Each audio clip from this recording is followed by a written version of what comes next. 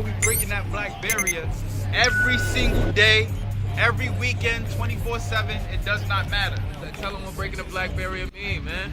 What they look like? What is black, man? What is black? Copper Color Productions, man.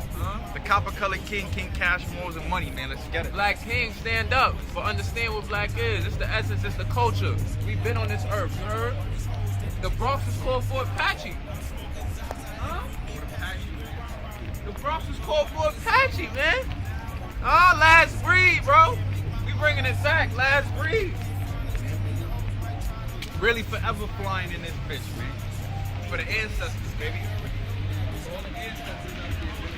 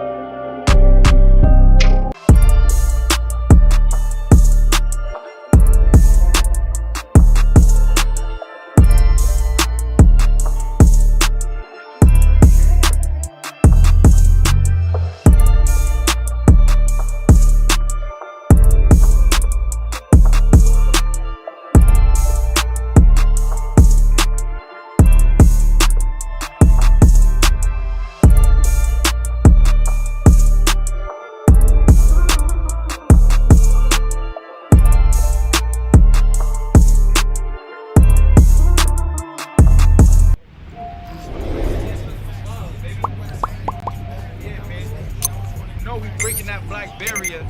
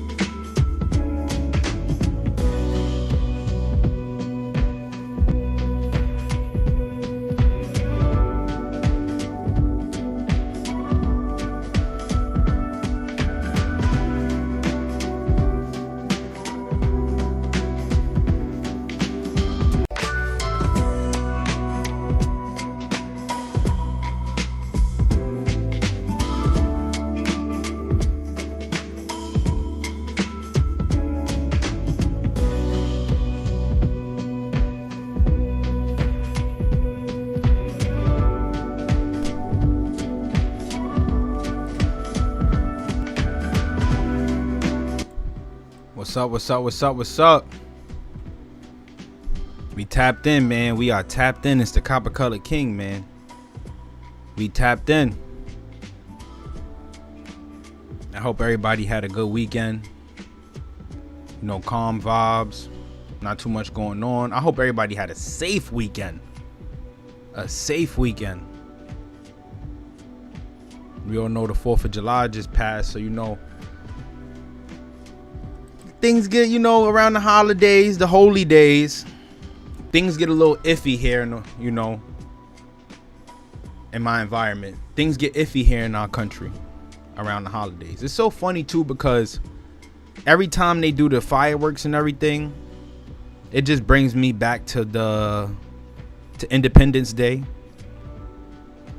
And all it does is it resembles like gunshots to me. I don't think of fireworks as gunshots, but it just reminds me of what could have been happening in, the gun smoke, guns going off, everybody shooting, shooting in the air to celebrate their independence.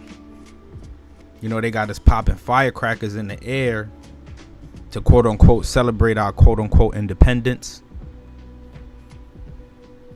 We all know though that holiday ain't for no independence, man. There's no holy days out here right now that we could say that were invented to celebrate the independence of colored people in America. But we're not going to talk about that. I hope you checked out the Reconstruction Era series that I got going on right now. A lot of people had stuff to say in the comment section about those. We're going to get back to that. But today, I want to narrow down on this whole Bering Strait land bridge, Mongols coming to America, Native Americans, Siberians in America, Black indigenous Americans. Like, I want to just narrow all of this stuff down so that we can understand, man. This stuff, when we talking about breaking the black barrier, it's never about color. It's never about color. We breaking the black barrier because we want to show people this stuff is bigger than color, bro. History is bigger than color. And I like to make this correlation all the time because folks really think that since the beginning of the time, slavery was entirely based on a white and black standpoint. But that's not entirely true. You see, we have a period in history, right, that consists of several migrations of several different groups of people coming out of one place and going into another. All this just to conquer. This was all to conquer, right?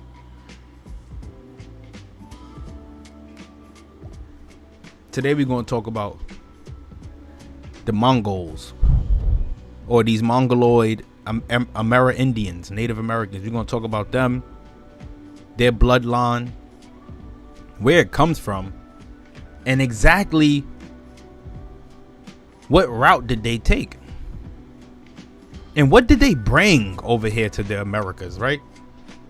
Like, how do we have traces of every religion here in America before the birth of Jesus Christ?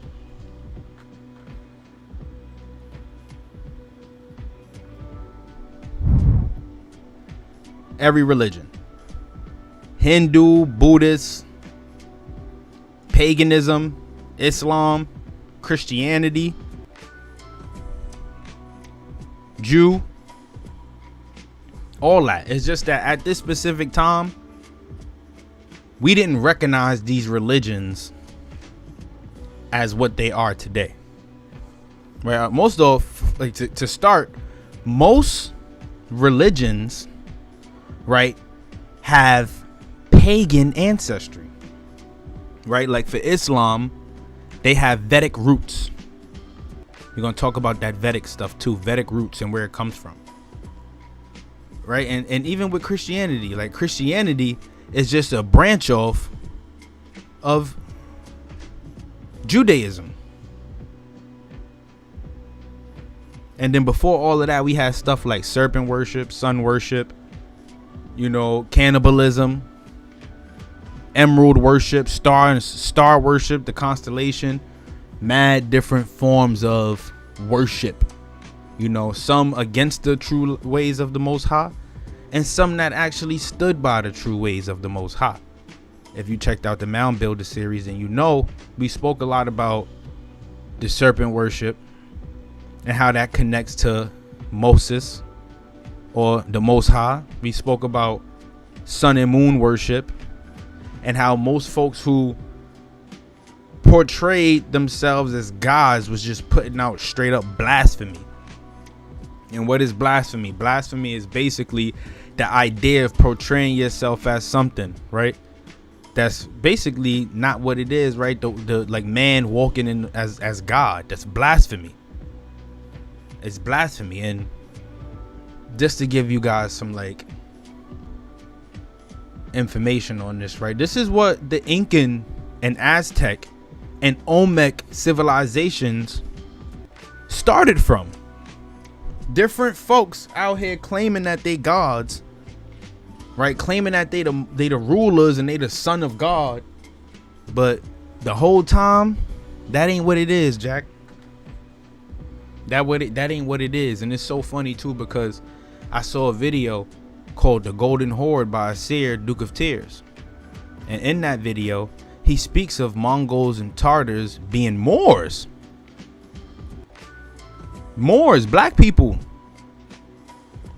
Let me show y'all something, right? Check this out. And this is why I got the slideshow up. They got Genghis Khan in old art depicted as a black man. The Genghis Khan depicted as a black man in old Chinese art, old Japanese art, Mongolian art. They got him depicted as a black man. I got another one for y'all, right? These right here, these are what we could recognize, right, as black Manchurians.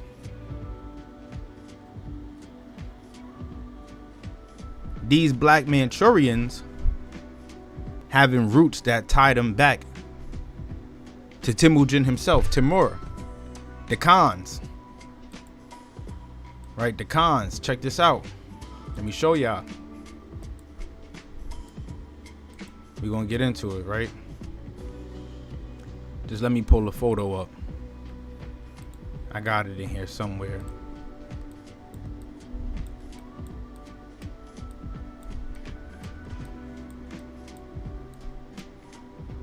They got the Great Khan portrayed as a black man, even in statues.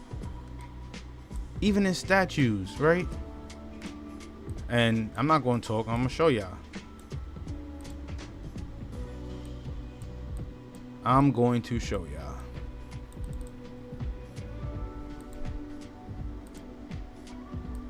All right, the Great Khan depicted as a black man in statues. What do we have here?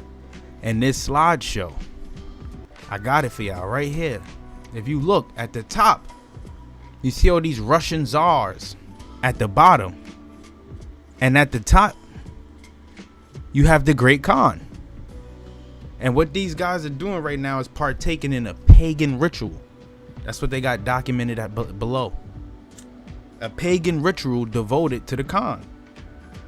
Meanwhile, y'all, like I said, this Khan is a black man. So the story goes is that at some point when the great Mongolian Empire, the Great Mongol Empire, was coming to a close,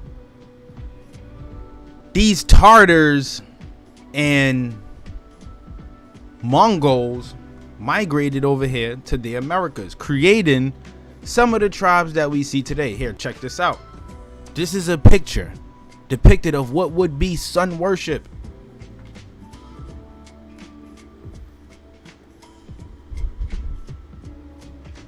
And Mongol Capac, the first Incan emperor, when he came over here to the Americas, because he's not from here, y'all. The Incas are not from America. They are not from America. They just colonized America. The Incas are not from America. Right? They colonized America and they brought sun worship with them. This is sun worship right here in South America, in the Amazon. All right, another thing that I like to make a great mention of is, check this out. These are Australoid peoples. These were some of the first peoples in South America. And no, they did not come via no land bridge. That's not how the Australoid or Melanese got over here to America. They didn't come over here via no Bering Strait land bridge. But yet, these were the Aboriginals that when Mongol Capac came here to the Americas, these are the Aboriginals that he colonized. He colonized them straight up. And I got the book to support this. Like I said, I don't like just chatting about stuff, right? I like pulling out facts, because that's what this stuff is about. When we doing this research, it's not to just talk like we know actually what we talking about, like we've been there. Nah, it's because we do the research. I discover stuff every day. It's nothing new to me, right? Check this out. I got some fire for y'all. Like I said, these people here are the first Aboriginals in America. And like I said, they came over here via the Bering Strait land bridge, right? And this is from an abstract that I found published by Walter A. Neves and Mark Hubby. And the abstract says that genetic studies have consistently indicated a single common origin of Native American groups from Central and South America. However, some morphological studies have suggested a more complex picture whereby the Northeast Asian affinities of present-day Native Americans contrast with a distinctive morphology seen in some of the earliest American skeletons, which share traits with present-day Australasian indigenous groups in Australia, Melanesia, and islands Southeast Asia, right? Comparative morphological studies of the earliest human skeletons of the New World have shown that whereas late prehistoric, recent, and present Native Americans tend to exhibit a cranial morphology similar to late and modern Northern Asians, the earliest South Americans tend to be more similar to present Australasians, Melanesians, and Sub-Saharan Africans. These quote-unquote Saharan Africans, right, they're all talking about these people. They're talking about these people. These being some of the first. They're first, not the Incas, not the Aztecs, and not the Olmecs. These being some of the first Aboriginals here in America. And what color is their skins, y'all? Right? If I'm lying, I'm dying. Like I said, Great Khan depicted as a black man. Right? And they say these Tartars, when they came over here to the Americas, were of giant stature. Giant tall stature. And like I said in the book, in that video I saw by Asir Ducateers, he said they were Moors. Now remember, Moors is not a people. Moors are not a religion, a group, an ethnic group. Nah, Moors just represent black man on earth. Mother Earth, the man of Mother Earth. Just colored people in general. So we all Moors, y'all. That don't mean we Muslim, but we all Moors. Another thing I got to show y'all, right? More proof of black people coming from Russia. In 1625 and 1629, this was the first wife of the Tsar Alexis of Russia. And 3 other czars came from this woman. What color is her skin? May I say it again? What color is her skin? Copper color love. But this is just more proof that supports that there was colored people over there. right? That whole Native American Siberian stuff, yeah, Mongols slid, but a lot of them were dark. Even the Eskimos, they were dark. Some of them. This here comes from the book Origins of the Races of Man. I'm actually going to talk about the origins of I don't mean to use this term so like openly, because it is a derogative term. Eskimo, their origins, where they come from, some of them being black, some of them being fair skinned, but even them descendants of Tartars and Mongols. I saw a video that said that these Eskimos, these colored Eskimos, could have been African. And I laughed. The first thing I did was laugh, because I thought about it. I'm like, bro, you take a black folk from the South or from the Caribbean islands, move him to Greenland or the farthest point or wherever these people lived in the North, and put them there for a week. I bet they won't survive. And mind you, the climate in the Caribbean is almost identical to the climate in Africa. Almost. South America is a little bit more similar. But none of these people would survive in an Arctic climate. So what you mean, Eskimos being Africans? You know how long it would take black people to adapt in a climate like that? Yeah, folks can move to Alaska and whatnot, but I sure as hell ain't. And I can vouch for many other colored folks who live in America today. We ain't moving to no Alaska or where is ice and snow. Right? We ain't doing that. That's not how we get down. But more or less, though, I'm not going to continue to chat, right? I'll get through the slideshow just to show y'all. These are just some images that I got from the Races of Man book. And we have just colored people all over it. And here they go with the baby in the back practicing the flattening of the head, right? A lot of the Aborigines here in America did that. Practice the flattening of the head. Some kept it casual, roundabout, with the thick lips and whatnot, and some they was like flattening the head, which also caused severe birth defects in a lot of the children. It's crazy, right? I don't know. This one even more crazier. This is an Indian in California. This is a black man. Straight up.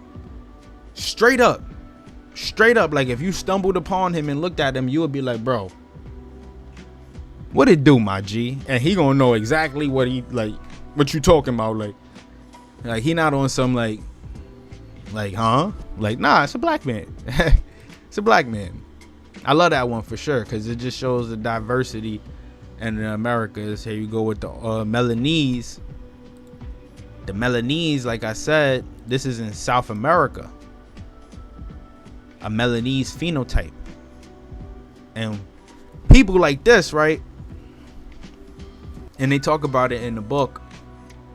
They didn't have no like most high or like even a sun. Nah, there's no sun, no moon worship. Halito, sis. What it do? We about to drop a bomb tonight. I'm not gonna lie. I'm gonna need you to stick around for this one. But yeah, the folks that practiced all of this right here, cutting bare holes in their face and sticking sticks and stones and bones and all of that in their face, they didn't have no like religious structure, right? These were some of the folks who in Mongol Capac, or when we talking about the Aztecs or the Olmecs, when they came over here, right? Because we know they come from over east. When they came over here, they civilized a lot of these people and brought them under their monarchy. They brought them under, like, all right, either it was on some like get down or lay down.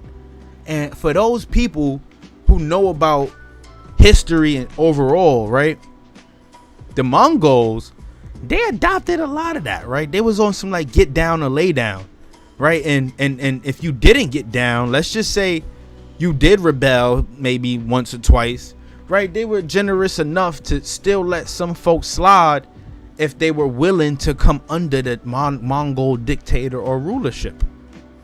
I don't know what made them move like that, right? But I guess because they knew that they had it like that, like they was moving on that type of time, they could get whatever they want, whether it was through force or through pacifying, peace, whatever the case may be. That's just how they decided to do things. But like I said, a lot of these people overall, even these people, they were colored.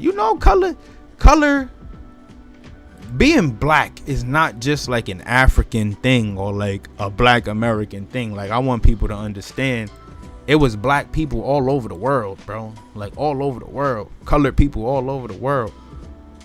Right? It's so real that this is why today, if you call a Jamaican or a Guyanese person or a Dominican person or someone that's colored, if you call them black, they're going to tell you, I'm not black. Why? Because they identify with a group, a social class already. We the only folks that don't identify with a social group or class. And this is kind of what Asir Ducateers was hitting at. He telling folks, like, connect with your Moorish identity, right? Gain some type of sovereign citizenship in America, because that's being a Moor is the only thing that connects us to anything. That's kind of what he was talking about, right? Because Moor is like a political term, so to say, in some sense. But yeah, man, yeah. We ain't gonna keep gang banging on bacon, man. I want to show y'all, right? I want to show y'all, because Will does his mother loving thing, y'all.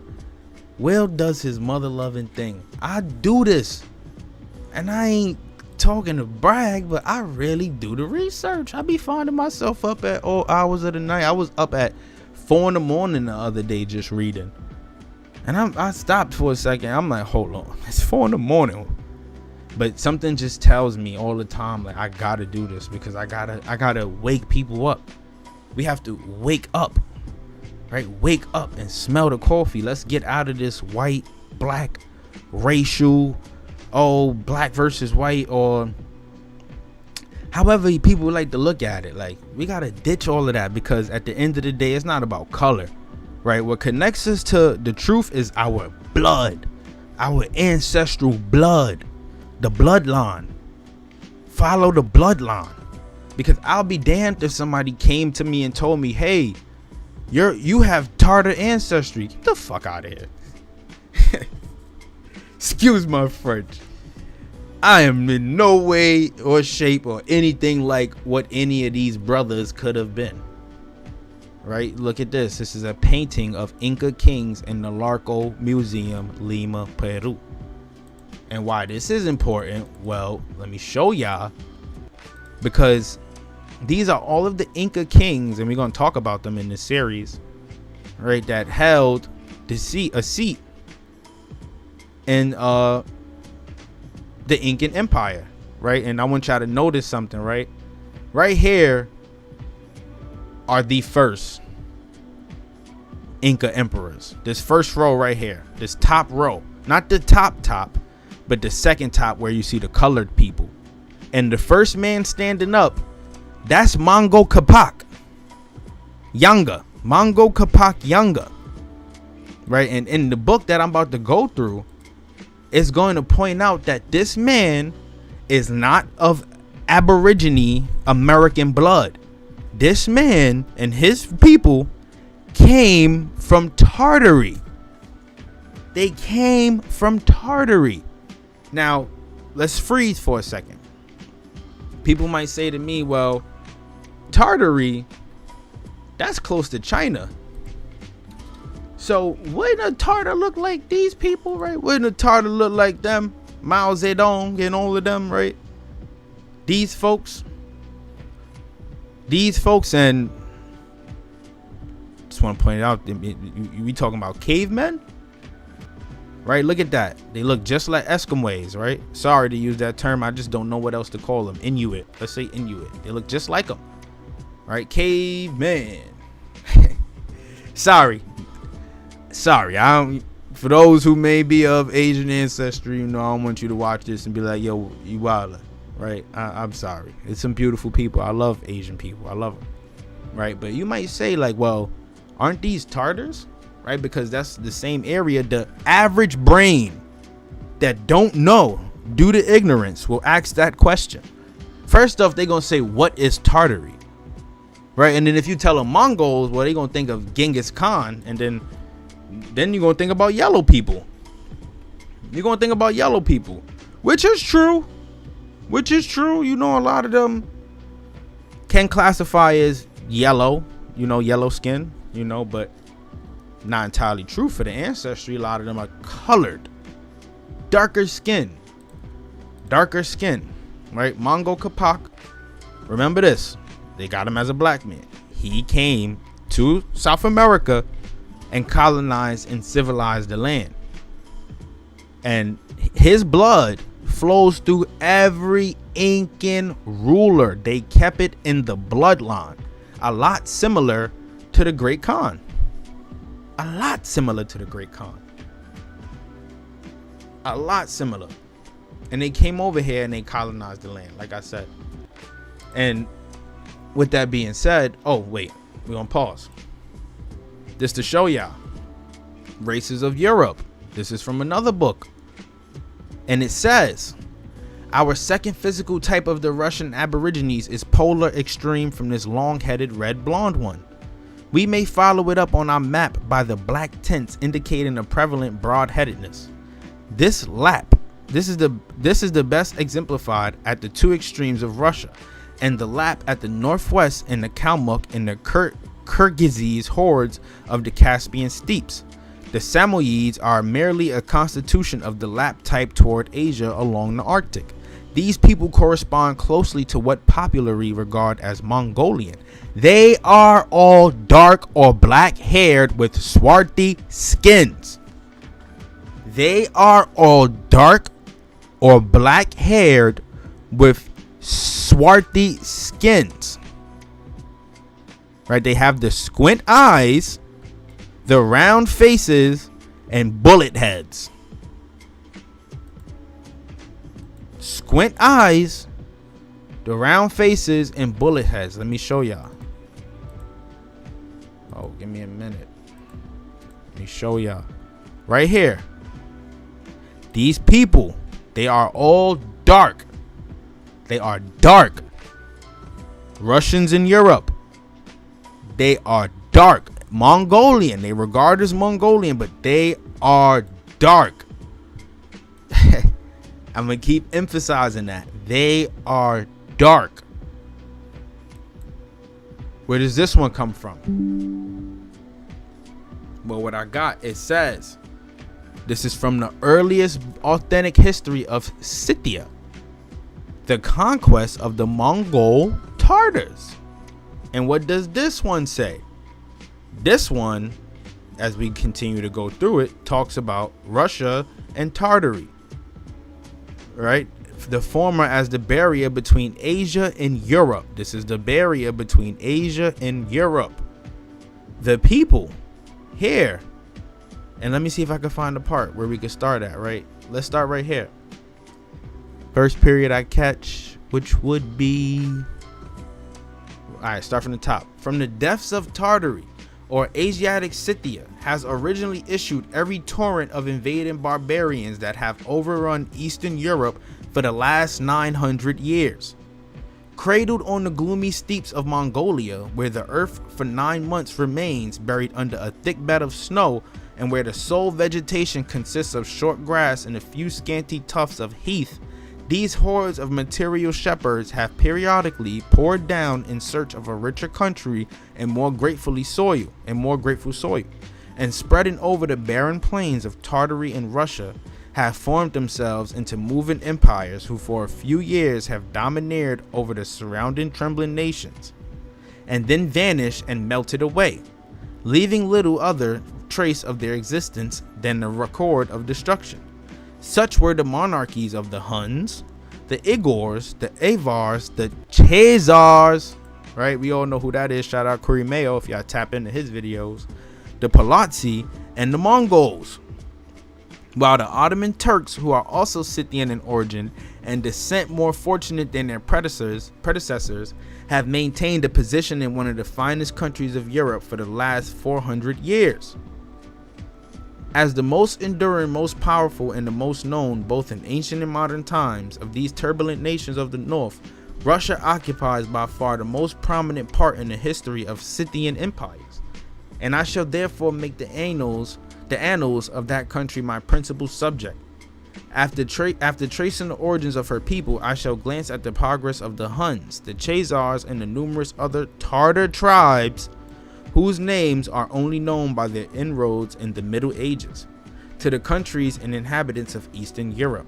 Then sketching the rise of the Russian monarchy, I shall proceed to the conquest of Genghis Khan, and the Mongols, and the wars of his descendant and still more formidable countryman Timur, with the short-lived domination of Saramisand, if I'm not mistaken.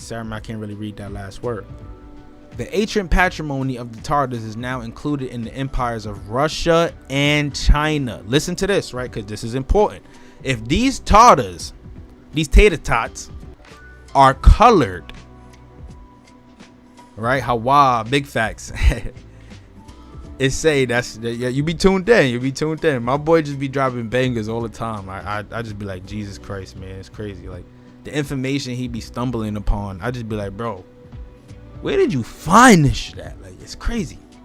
But back to this though, right? It says the ancient patrimony of the Tartars is now included in the empires of Russia and China. We need to listen to this because this is important, super duper important. Because if the Tartars are black and the ancestry of Russia and China link back to the patrimony, the daddy side of the Tartars, then that means the ancestry of Russia and China consists of black people, right? And it says, but their conquests, which extended over India, China, Russia, Siberia, and Greece, have left upon the inhabitants of both those countries a deep impress of their long and tyrannical sway. And there is great resemblance in many of their customs and laws, their jealousy of foreign nations' dress, appearance, and character, and despotic patriarchal form of government. This patriarchal form of government brings us back to the Incas. Mongol Capac blood runs through every emperor who was a male. Most of them, who were males, even up until Charles V, who was a black man. Right? Their ancestry, all males, and they're all males. Right? It's important. Like I said, it connects. All of it connects. The same exclusive character decrees forbidden immigration, rigid adherence to ancient usages, and numerous secret societies, political and religious, are alike remarkable in both empires, have been frequently subdued and ruled by foreign invaders and savage warlike hordes, and exhibiting a vitality almost unknown to the nations of Europe, have risen again from their ashes, and emancipating themselves from their conquerors, have flourished again with renewed vigor and prosperity. But the Chinese, who since that time have once more fallen under Tartar rulers, with whom in the natives a war has long been raging, which threatens to tear in pieces the whole celestial empire, appear themselves to have been a Scythian people, and therefore only settled and civilized Tartars. Their manners, say Dr. Latham, in many respects greatly resembled those peculiar to the Scythian tribes described by Herodotus, right? The Greek philosopher, I think he was, right? Well, he wrote stories. He was a quote-unquote storyteller, but he told stories about the different things that he encountered or that were encounters from other people. A German author has pointed out 17 different customs which are identical in the Chinese and Turks. Their language has been proved to be by no means so dissimilar to all other nations as has formerly been supposed. And the dragon, the emblem of Scythia, is used alike by the Slavonians, Chinese, and Tartars, Japheth's sons, and Japhetic tribes. About 600 years before Christ, a horde of Scythians conquered India and one of their tribes, the fair-haired, blue-eyed Gitte, returning towards the north and establishing themselves in the plains to the east of the Caspian, finally settled in Scandinavia, leaving a few who are still called Jits in Hindustan. While in Europe, they became known and celebrated by the name of Goths. So this is where the Gothic peoples come from, the Goths, the Visigoths, fair-skinned, blue-eyed, Roman descendants of the Roman Empire. And in chapter 2, this is where it gives us the information that we're looking for. Now, just give me a second and find the part. Right, it says, until towards the latter end of the last century, when the ambition and conquest of her servants had brought Russia into close contact and opposition with the other more advanced nations of Europe, she had been considered by her contemporaries of the West as rather an Asiatic than a European power too. Russia was Asiatic. Too barbarous and remote to contend with their statesmen in the cabinet or maintain any interest or influence in common with their own, and shut out by the stormy Poland, her severe and rigorous climate, and the exclusive policy of her government from trade or intimate connection with the rest of the continent. She had long been surely and gradually increasing both in power and extent, though hardly known and unheeded except by a few far-sighted politicians, and the neighboring states with whom she was continually at war. This isolation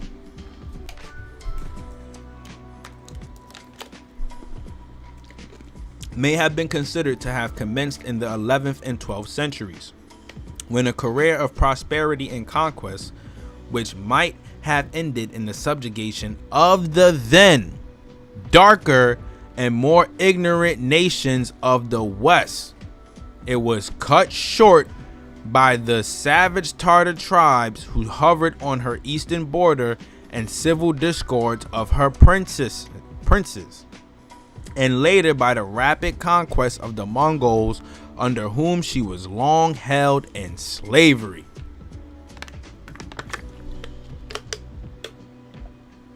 The more ignorant nations of the West. Darker and more ignorant nations of the West. Darker and more ignorant nations of the West. And there's another part that talks about it, and I just want to take this time out to show y'all, right? And they use the word Swarthi. This is the crazy part. They use the word Swarthi.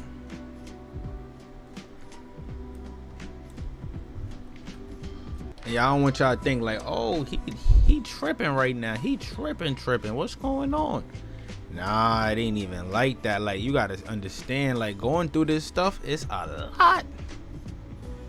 It's a lot, and information be all over the place. So excuse me if I take a little minute just to find this one part, because they use the term Swarthi and they're referring to the Tartars, just like in the other book.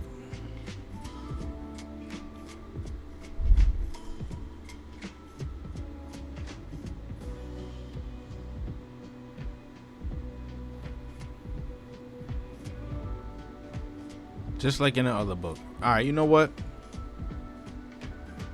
I'm gonna get back to that one. Right, I'm gonna get back to that one because we're gonna find it. We're gonna find it. It was literally right in my face, right?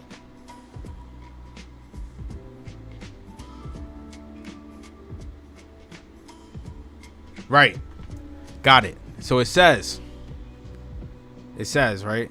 But since the power of the last, these invaders was overthrown, the Russian Empire has continued to increase in extent and power till it now embraces a sixth of the habitable portion of the globe, and extending from the boards of the Pacific Ocean to those of the Baltic Sea, and from the icebound shores of the Arctic to the sunny and fertile lands of Persia and Armenia.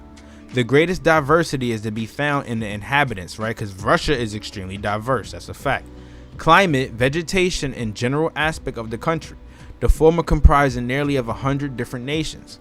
For the handsome Gregorian, the swarthy Tarter. The swarthy Tarter. The swarthy Tarter. The swarthy tater tot. Right, the black Tarter. These Tartars, Mango Kapak, colored people, y'all. Colored people now. Into the real. The real. What is it, man? What we got here, man? We got some fire. The conquest of Peru, Mexico, Bogota, Natchez, Louisiana, and Talameco, which is Florida, in the 13th century by the Mongols, accompanied with elephants, also known as mastodons. Check out the Mound Builders EP, man. We been had mastodons here in America, though. They didn't bring them over here. They were already here, right? They been over here. You feel me? As a matter of fact, they probably came from here and then went over there, because you have more habitable land here in America than you have over there, right? Only the northern part of the Americas contains a cold climate. It wasn't always like that, but that's the only part. Everywhere else, other than the middle portion of North America, you know, the American desert, consists of habitable land, let's say, for an elephant. Just to throw that out there. But in this, right, they basically talking about the origins of like the Mongols here in America, or and how they got here, right? What they brought over here, you know, some of the things they came with, such as the tribes we see in history today. And basically, look, portrait of Moctezuma, a Mongol. Moctezuma wasn't even from Mexico. Moctezuma he came from the north. He used to rock with the Papa Goose. The Papa Goose. Right? He used to rock with the Papa Goose. But you know, in this bad boy, I highlighted a couple things here in the introduction, because off the rip, they started cooking. Man, I'm gonna find a part for y'all. Let's just see. Right, when Columbus on his arrival in the New World inquired of some natives respecting of gold, of which they made their ornaments, they answered him in Cubancanan. It is produced in Cuba, and so full was his mind of Marco Polo in the East Indies that he imagined them to be speaking of the Grand Khan Kublai Khan, or however they pronounced it, who was the Mongol emperor of China and more than half of the population of the globe when Polo was in that country. Right? When Colombo came over here, he already thought folks in them was making references to the Khan. Right? Look, it says New World and the Peruvians and Mexicans only had emerged from this rude condition and had attained the highest state of improvement ever known in that vast continent. The Peruvians and the Mexicans, also links to the Tartars and the Mongols. Right? They possess no tame animals except the llama. You know what this brings me? It always brings me back to this in my childish mind. Me and my childish mind. I love this damn movie. I loved it. And now that I look at them, right, now that you look at them, you be like, it all makes sense. It all makes sense, bro. It all makes sense. Right? Because even though Kapak, right, was darker than that, these folks in the movie still don't even look like they black. They look more like if they were Mongoloid. But you know, I'm childish as hell, so of course I'm gonna make this, you know, correlation. I'm super childish, so the population of the New World was estimated by some at 4 millions, by Riccoli at 300 millions. Cusco was the only place that had the appearance or was entitled to the name of a city. Cusco is an ancient city, built way before the times of the Incas. In all the dominions of the Incas, everywhere else the people lived detached habitations or at the utmost settled together in small villages. No annals whatever exists of times prior to Mango Capac. Mexico was the only city that was worthy of that name in the empire of Montezuma. The capital of the warlike Talacascans, the implacable enemies of the Mexicans, only 60 miles from Mexico, consisted of a number of low struggling huts built with turf and stone thatched with reeds, without light except through a door so low that it cannot be entered upright. And though less civilized than the Mexicans, they were advanced in improvement far beyond the other rude tribes.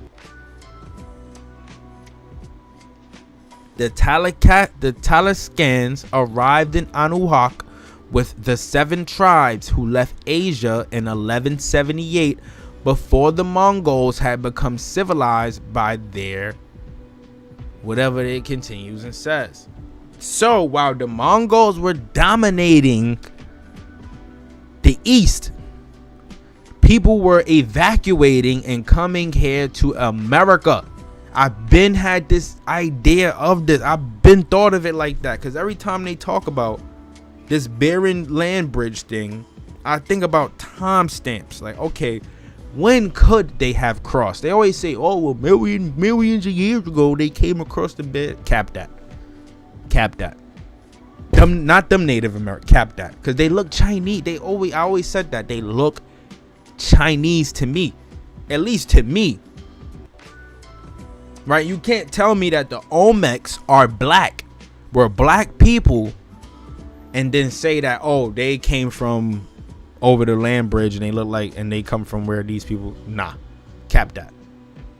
A lot of people were leaving during the conquest of the Mongols and coming over here, right? Because we got to understand, they said that they conquered half of the globe. So that means you got nowhere to run and nowhere to hide, especially over there, right? The only place you can come to is the place that has been quote unquote blocked off by ice. You could get lost in America, right? You may not know how to survive in a certain climate. It's possible.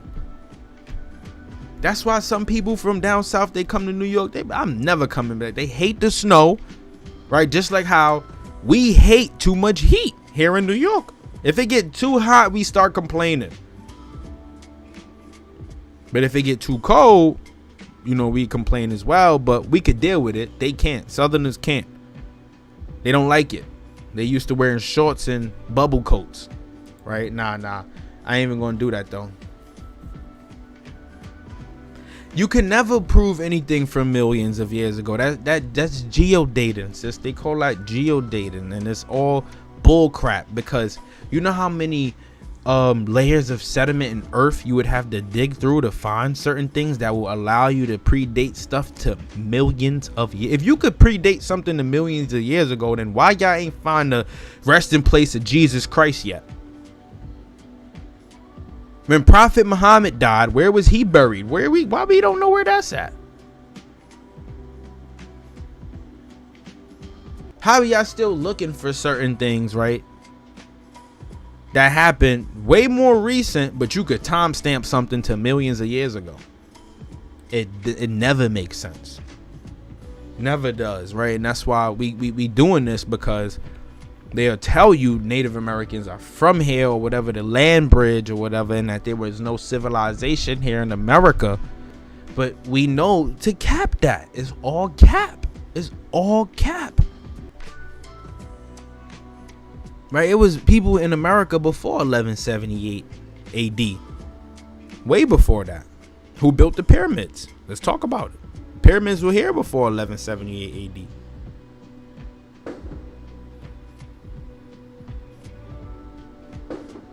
Right? Let's continue. When Cusco was founded by Mango Capac, they still popping firecrackers, bro. I hate these niggas. When Cusco was founded by Mango Capac, none of the civilization introduced by Peruvians and Mexicans was in existence. It did not exist.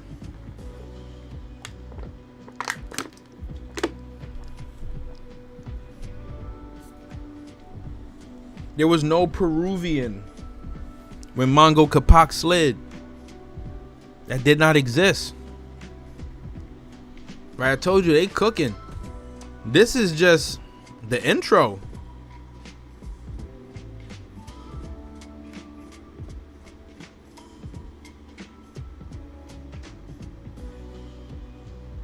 This is only the intro. Look, listen. Before Mongol Capac appeared, it is not known that there was a brick or a stone house in the whole of America.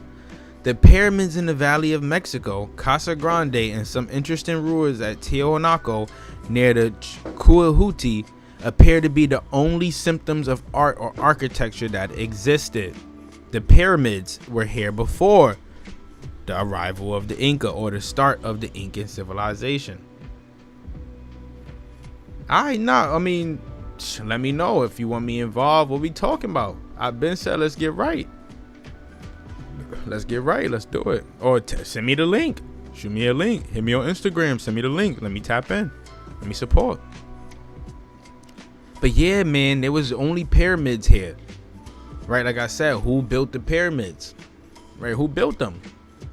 We can't say Africans, because the term Africa didn't exist around the time of the pyramids.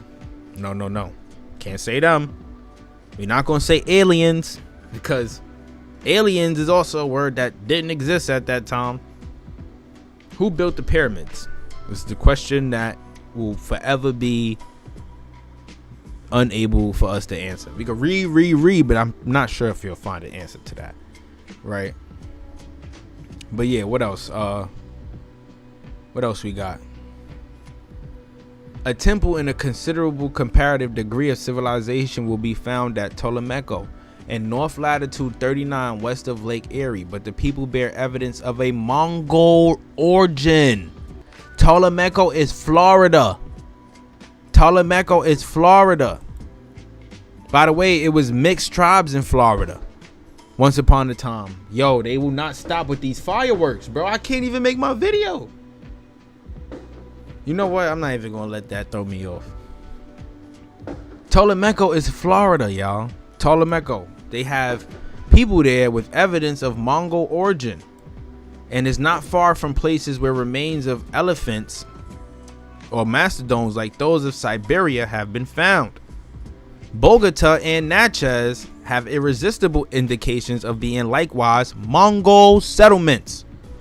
What do we know about Florida and Natchez and the tribes, right? I want to find this map, because this map, I did a video last year talking about the different maps and what we see and how they break down the tribes or whatever the case may be. But for those who don't know, Florida consisted of other tribes other than the Seminole. You had the Miami, right? You had a lot of them. The Miami, you had the what we got? The Timucua. The Timucua. Look, when you see these striped lines, that mean mix, right? Just like over here in Cali on the west, just different tribes, different people, mad at them, right? Not the typical 5 civilized that you normally see on the internet. Nah, mad different tribes, right? But what we know about the Natchez peoples and the Timucua, both tribes, and listen closely, y'all, practiced in sun worship. Both tribes practiced in sun worship. Now, like I said, these Tartars and Mongols were coming over here introducing sun worship to the inhabitants of the land, right? Indoctrinating them into their blasphemy. I don't care what anybody say, more or not. You could be black and you could be practicing devil worship. You is not a part of me. I don't care. Because at the end of the day, I'm not going to worship no sun, right? Because the Most High made the sun. The Most High created that. So I got to worship the Creator, not the sun. So listen, like I said, all that sun and moon shit, man, keep it away from me. But the Natchez and the Timucua, both of them were sun worshippers. Now, like I said, hold your horses. We about to go deeper into it. So as I get to the chapter, let's just make some brief conversation, right? So the reason why Charles V is on the Incan stele listed as one of the emperors is because when he came to colonize, the people indoctrinated him into the civilization, and he became one of the Incan rulers. After him came a bunch of these other Spaniards or rulers that came into South America, you know, finishing with Carlos Quinto, right? And all of them have the blood of these Incan rulers flowing through their veins. What connects them is that they are all Moors. These are all Moors, bro. All of them. So if we take Asir Duke of Tair's information when he talks about these Incans being Tartar Moors or whatever, and then we take the Spaniards, right, and the facts behind them and how a lot of them were of Moorish blood. Check out my last video of the Caraval, the Jewish Caraval family. They were Sephardis, Moorish Sephardis. We could understand how they, you know, how colonization and transferring of the bloodline would have worked, right? You know, a lot of people would think that this is all, you know, they do it in a violent way. I kind of want to negate that. You know, I have a theory that makes me believe that when the Spaniards came over here, these people just gave them the empire. Like, here, you know, we long distance cousins. Pull up, right? Because how else? I just have this idea that a lot of these people knew where to go when they came over here, and that what they telling us is not entirely true. I have a strong belief that they knew where they were going. But yeah, back into the joint. So let's continue. We're gonna go through chapter 1. We're gonna try to get through chapter 1 and chapter 2 within the next hour. I just ask that whoever's tuned in right now, just make sure you rock out with us through the rest, because the information we finna get into, it's about to be crazy, man. I ain't gonna lie. It blew my mind. That's why I was up at 4 in the morning. But yeah, it says, in the year of 1257 of the Christian era, Kublai, grandson of Genghis Khan, on the death of his brother Mongol, was proclaimed Grand Khan of the Mongols and the Tartars, right? People don't know this, but the Tartars were a part of the Khan Empire. They were a part of that. So these colored people, these swarthy people, were under this empire. At the conquest of eastern Bengal and all the provinces eastward of Burempooter, he captured numerous elephants and subjected many sovereigns to deliver him numbers of those animals as a part of their tribute, and from the year 1272 always employed elephants in his armies. We find from Marco Polo that he possessed 5,000 of these animals at the period we now treat of. The wars in which the emperor was engaged before his attempt on Japan were those in Mangi or South China, and against his rebellious retaliation in Siberia. In the year 1280, in a most terrible conflict by land and sea at Canton, the imperial family of the Song dynasty were destroyed, on which Kublai became master of all China and first emperor of the Yuan dynasty. I want to stop right here too, because I don't know, right? I just want to throw this out there. If you got any gamers that tune into this video, if y'all ever played this video game right here, Dynasty Warriors, this kind of has this history in it, right? You just won't understand it, but it's rooted deep in the video game, right? Because they have this character, Yuan Shao, and he was a Mongol. Yuan Shao was a Mongol. He's in the game, and he had this fight, this big war against the emperor of China, who is also famous, and he's known as Cao Cao.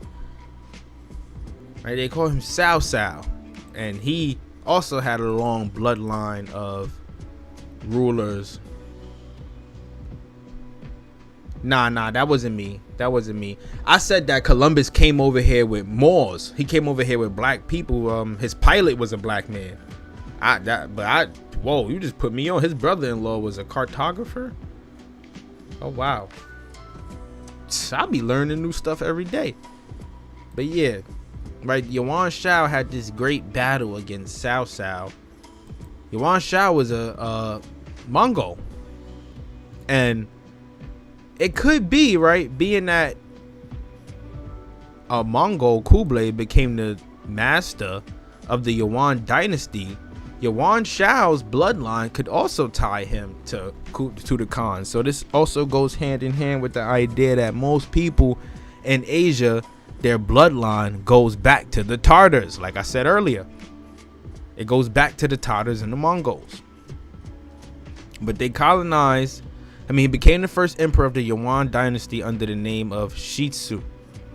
At this epoch, Kublai was in possession of a more extensive domination and infinitely great numbers of subjects than were ever controlled by any monarch recorded in history, his empire being much more considerable than that of the Roman Augustus. The continent of Asia, except Hindustan, because they couldn't get up with the Hindus, right? Our copper-colored brothers and sisters from over there, and Arabia was on his sway. Also because, guess what? These were the homes of Moors. The merchants. Jews and Moors. And like I said, the Khan was a Moor. The great Khan was a Moor.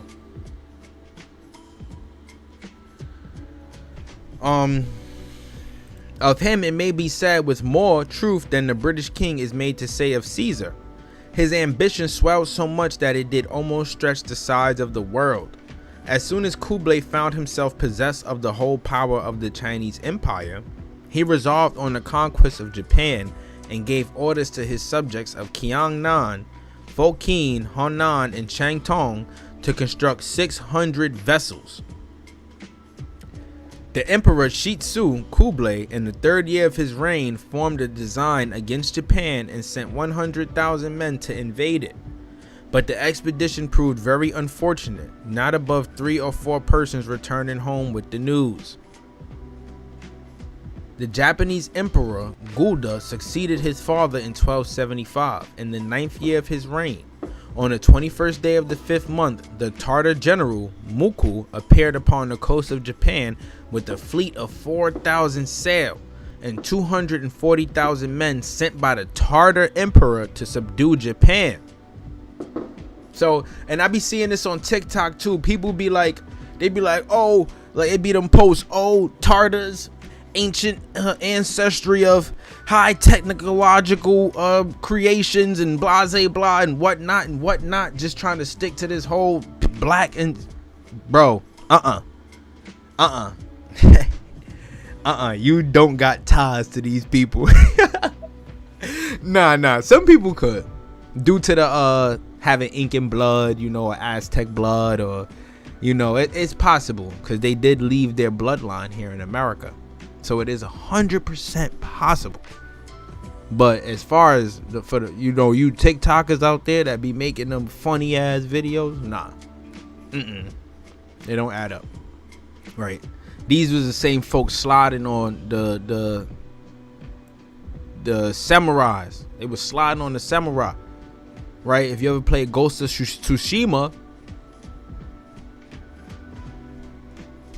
Yeah, that's why I said it could be possible, right? It could be possible. A lot of us have some type of Asiatic, blood. I'm not going to sit here and say it's not, it's possible, but Asiatic could be of different things. Like Guyanese people are Asiatic, right? But that don't mean they Tartar, right? It could be, right? Because they had a big empire, but it doesn't always tie us to the Tartars, right? You could have Asian ancestors that were prior to the Tartars, right? Or after the Tartars, or after the arrival of the Tartars. Like, this is why I'm introducing it, because the year is very important, right? If some of us who know that our ancestors come here from here in America, when you trace the ancestry, it helps us kind of narrow down what the blood can be, because like I said, it's no longer about skin color. This is no longer about skin color. We're not doing this about skin color no more. We breaking the black barrier. Yeah, there's so many different black people out there, but what are we identifying with, I guess, due to our blood, according to our blood, right? Because we can't all say we descendants of Genghis Khan. I know I'm not. I'm probably a descendant of Charles V, right? Charles V, or one of them other European folks over there. I know Deloach is one of my, or Anderson, Andrew's son, are some of my family's blood names. So, but I ain't no Khan. You know what I mean? Maybe Tupac, right? Real spill.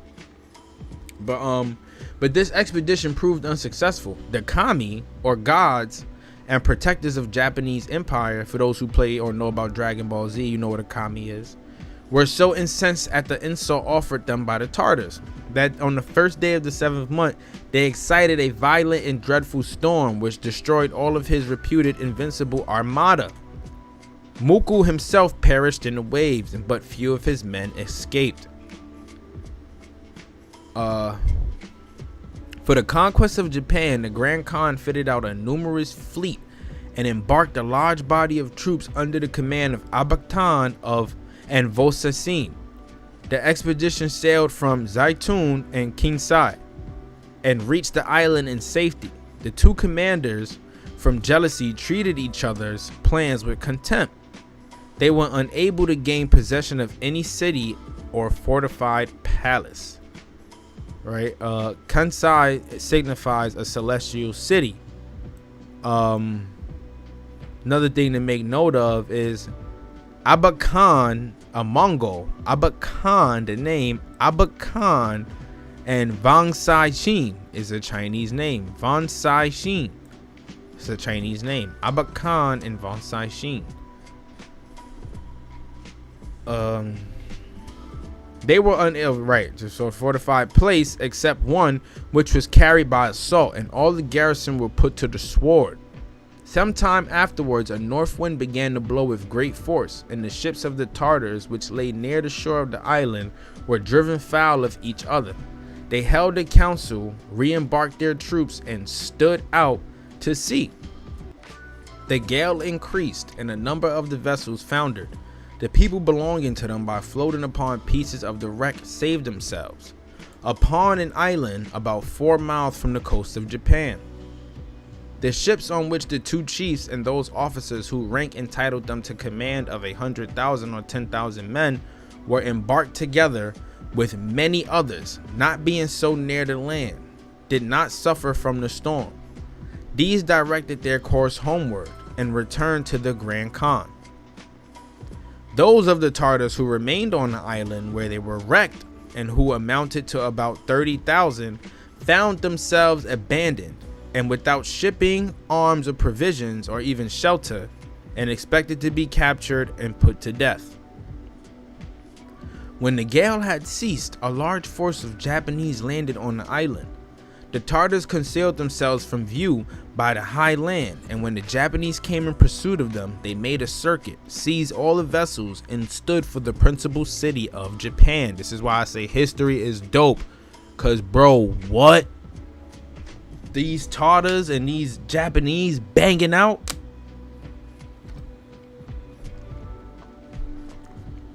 I don't know about y'all, but I've been doing some research for a while. And I have to say, like, the war between the Mongols and the Japanese was probably one of the most craziest, bloodiest, vicious wars I would honestly say that was fought on the grounds of this earth. Them boys was banging out. And to know that now, colored people, right, these Tartars were some of the folks involved in that situation, that scenario. Oh, that just makes it all the more juicier. I'm not even gonna sit here and lie. If they made an anime about this, that would be fire. That would be fire. Or even a video game. I can't wait till Assassin's Creed Shadows comes out so I could just murk everything with Yasuke. Right? They say Yasuke is an African, but could he be Tarter? We gonna see when the game come out. We gonna see because they drop gems in Assassin's Creed, man. I ain't gonna lie. But right, they kept the Japanese colors flying and were suffered to enter unmolested. They found few inhabitants besides women who they retained, but drove out the rest. The king besieged the city closely for 6 months, when the Tartars surrendered on condition of their lives being spared. This was in the year of 1264.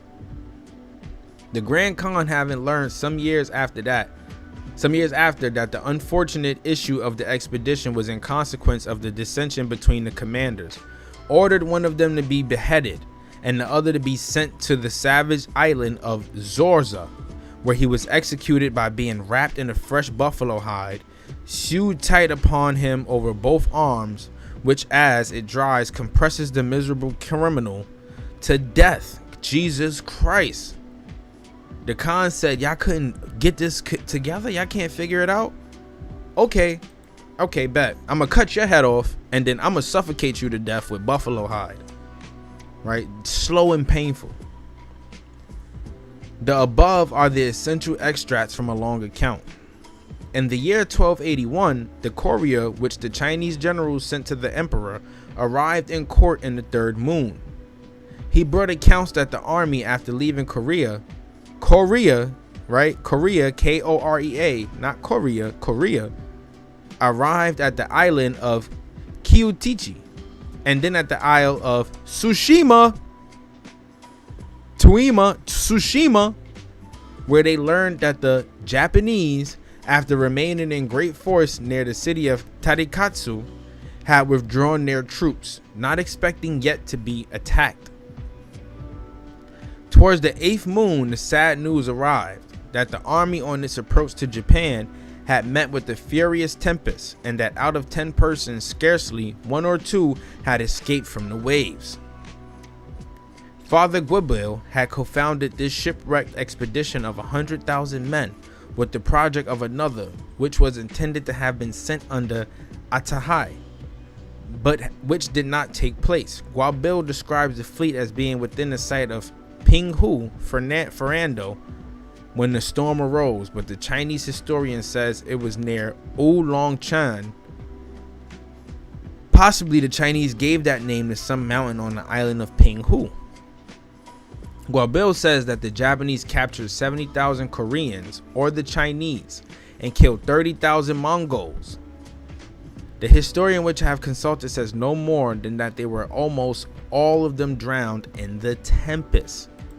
This is crazy because now we see Koreans had played a role in this too.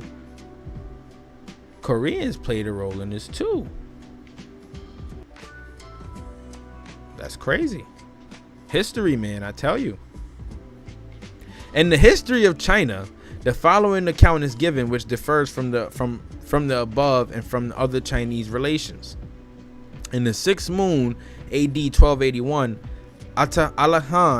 Khan set out on the expedition to Japan, but he died before he embarked. Atahai, who was appointed to succeed him, did not reach the port till after the fleet had sailed. A storm arose near Pinghu, and most of the vessels were sunk. The officer selected those that were least damaged, embarked in them, and left more than 100,000 men in that island. The soldiers, finding themselves thus basely deserted, elected a chief and began cutting wood to construct vessels which they might return home. But the Japanese made a descent on the island with a powerful army and put them to the sword, except 10 or 12,000 Chinese of the South provinces, whom they retained as slaves, Chinese slaves in Japan. See, the war for Taiwan, right, it go back all the way back till around then, like the war between Japan and China, right? All of this mighty army, only about 3 persons returned to China. 14 ships or 4 masts, and some of them with a crew of 250 men, were equipped and provisioned for 2 years for the voyage to Persia. They embarked in the Pihu River, or possibly from Zhejiang, and passing by the island of Hainan, they kept along the coast of Cochin, China, to Sampa, which Marco Polo had previously visited in the year of 1280. I want to show y'all who's in Cochin. I just want to show y'all the people that's in Cochin.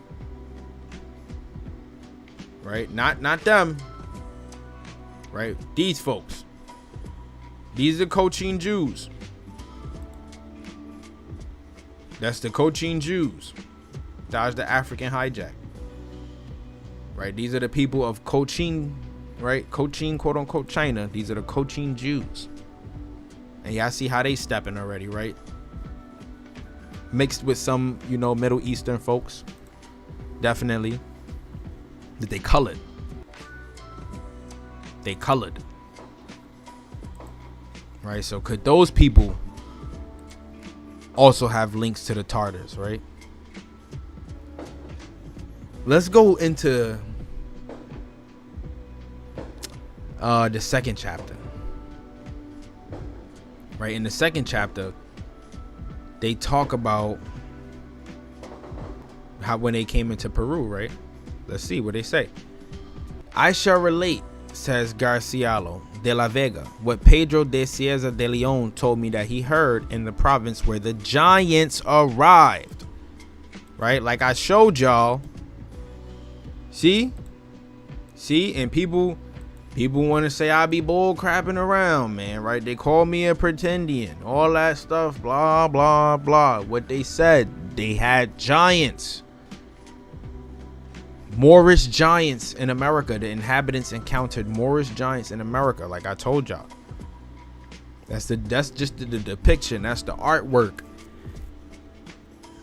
A picture tells a thousand words, right? In a picture you could tell a story, right? And being that they were documenting things via writing, you know, because quote unquote no writing systems were out there at this time for the Aboriginals, the best way to tell a story was to leave it on paper, paint it, put it on a rock or something, right? They see a rock, ooh, rock, ooh, artwork.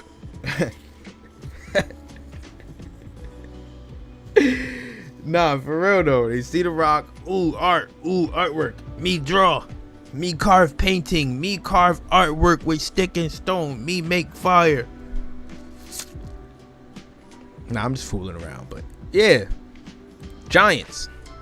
They affirmed, said he, in all Peru that certain giants came ashore on this coast at the cape now called St. Helens, which is near the town of Puerto Viejo.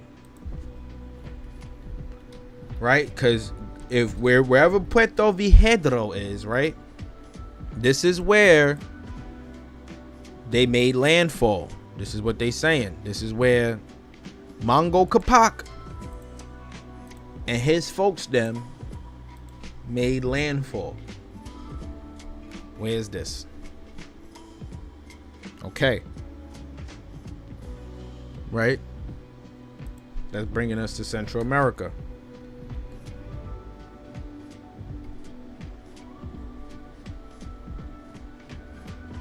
All right, so maybe I'm not looking in the right spots, but hold on, let's continue, right?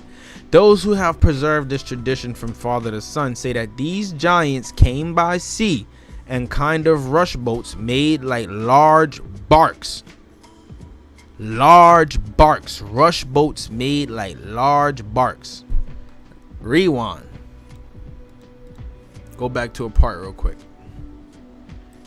where they talking about the boats. They talk about the boats of the Mongols and what they say, basically like what kind of boats they came over here on and whatnot, you know.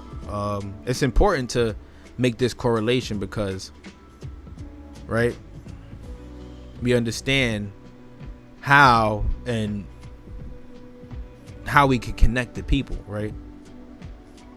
And I just want to, it's another part where I gotta find the part again. Sorry, y'all. Cause they had a certain term for the boats that these Mongols built. And they mentioned it in this chapter, if I'm not mistaken.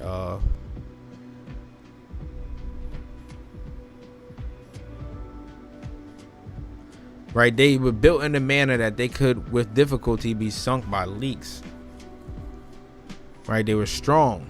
He built them to be strong, and it's his term that he uses for them. All right, more or less. Another thing that we're gonna have to double back to. I'm gonna find it, like I said, because I don't like spitting game without game. I like putting game on game because it's all about having game, right? But they came with a kind of rush boat that they were so enormously tall that from the knee downward they were as high as common men, that they had long hair which hung loose upon their shoulders, that their eyes were as large as plates, and that other parts of their bodies were big in proportion, that they had no beard, that some went naked, others were covered with the skins of wild beasts, and they had no women with them. So you already know, if you got a group of hombres that slide into your vicinity with no shorties, yeah, they not there to be friends. Because if you want to make friends, you're gonna come with the friend makers. Girls make the best friends, right? They the friend makers. They make babies, but they also make friends. I love it. You're not gonna slide somewhere with the intention of making friends and you come over here with all dudes, right? That's kind of spook if you think about it. That's kind of spook, and I'm sure the Most High in his right sense of mind will not sit here and approve of some nonsense like that, of a bunch of grown men traveling on a boat probably for days, right? Days in and out with no shorties. Only time I'm doing that is if I'm taking a group vacation with my homies. And I'm sorry, this is not to disrespect the ladies that are out there, but if we plan on linking shorties wherever we get where we going, right? We gonna colonize the shorties. That's the type of time Mongol Kapak was on. Promise y'all. He came over here to America and was like, check this, right? I'm gonna come with all my homies, and we gonna come here and we gonna colonize all the shorties. We're gonna take everything, colonize the people, make this land ours. We're gonna even bring our golden horde with us, because we got all this gold, right? The Mongols and the Tartars controlled pretty much the majority of the world. That's why they always make this connection that the Mongols had this ancient civilization that consisted of flying cars and shit like that, whatnot, like just straight up chatting beer fuckery. But yeah, they were big in proportion. They had no beards. Some went naked and some were covered with the skins of wild beasts. No shorties with them. After landing at the Cape, they established themselves at a spot pointed out to them by the inhabitants and dug very deep through the wells of the rock, and which to this day supply excellent water, right? The wells dug by these Tartars still supply excellent water to South America till this day. Not till this day, but till the publishing date of this book. These giants lived by the rapine and desolated the whole country. Desolated. They say that they were such gluttons that one would eat as much meat as 50 of the native inhabitants, and that for a part of their nourishment they caught a quantity of fish with nets. Why is this important? I just want to try to make this connection again, right? Now, when I'm reading this Races of Man book and they speaking about the Eskimos and the Inuit and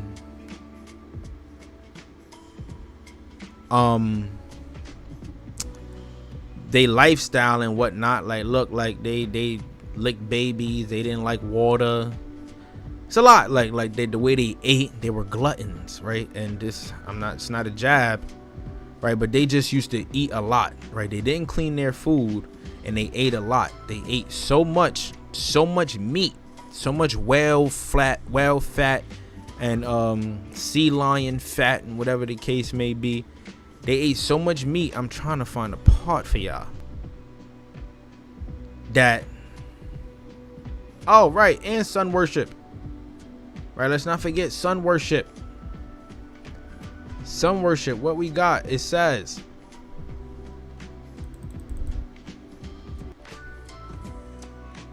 Where we at?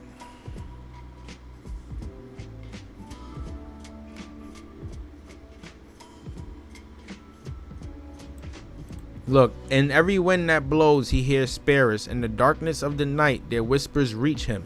Every animal has his guardian angel, the aurora, as it lights up the snow and rustles in the Arctic air. It is the spirits of the dead fighting in the air. The very moon, which gladdens the long Arctic night, provides their necessities, giving the Labrador Eskimo reindeer, seals, and other good things. Sun and moon worship. Right? Even with the Inuit, even with those people, right? And I just really want to get to this part. I just feel like every time I go through this, I waste time. Every time I go through this, I waste time. But they had a beastie diet, bro. Like, these people could eat. They could eat a lot. Right? A lot. They didn't clean their food. They ate raw flesh. And, right, they just had beastie diets. And a lot of that comes from their ancestry, right? It comes from their ancestry. Now, people, I want y'all to understand this, right? The way you eat, your body type, right, it operates on an ancestral level. So whatever your ancestors used to eat, right, however they ate, what they lived by, you know, what supplied their nourishment or supplied them with food, basically is what's supposed to be digested in your body. I'll give you a good example, right? If I overdo certain heavy foods, I know I'm gonna be, you know, I'm gonna be full, extremely full, but I gotta eat some type of fruits because I know it's gonna help me digest that food.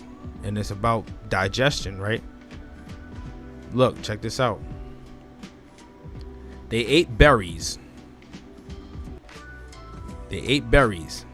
The people never tasted vegetables. In the summer, animal food is alone deemed essential. Carbon is supplied to the system by the use of much oil and fat in the diet. Much oil and fat. So they ate heavy food, seal, blubber, whale, blubber. Right? It's like being a polar bear, literally. For the Eskimo, for the Inuit. It's like being a polar bear. Look, the Eskimos are enormous eaters and take most of their food raw or in frozen condition. To eat 8 or 9 pounds of meat is not accounted an extraordinary feat. A man will lie on his back while his wife feeds him with the tidbits of flesh and blubber when he is utterly unable to move himself. Now, we just saw that it just said that they were such gluttons. They would eat as much meat as 50 of the native inhabitants. Will walks shit down. There's a connection with all of these people, right? And I mentioned the Inuit because they are not of the same archetype of the ancestors that our Aboriginal ancestors came with, right? Because if that's the case, we would be able to do the same thing. You go try eating 8 to 9 pounds of whale fat. You're going to die. You will get sick from overeating and you will die. You probably pass out. You might not die, but you probably pass out. Right? 8 or 9 pounds of meat. That's crazy. But look, they ate their food raw and in frozen condition. Eaters of raw flesh. They massacred the men of neighboring parts without mercy and killed the women by their brutal violations. The wretched Indians often tried to devise some means to rid themselves of these troublesome visitors, but they never had sufficient force or courage to attack them. And this always brings me back to this too. Now that we're talking about it, it brings me back to the Nephilim. The Nephilim, because guess what? Guess what these people were? They were sun worshippers.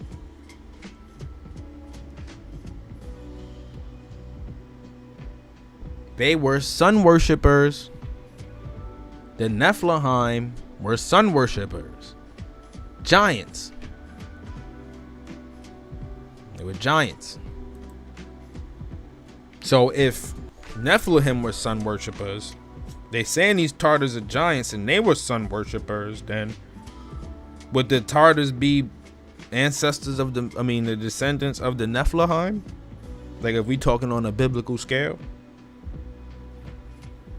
Right? So that takes us back to, can we say all skin is kin? Hell nah. Because I'm 5'11" and my mother's 5'4" and my father's only 6'1". I don't have a giant bone in my body.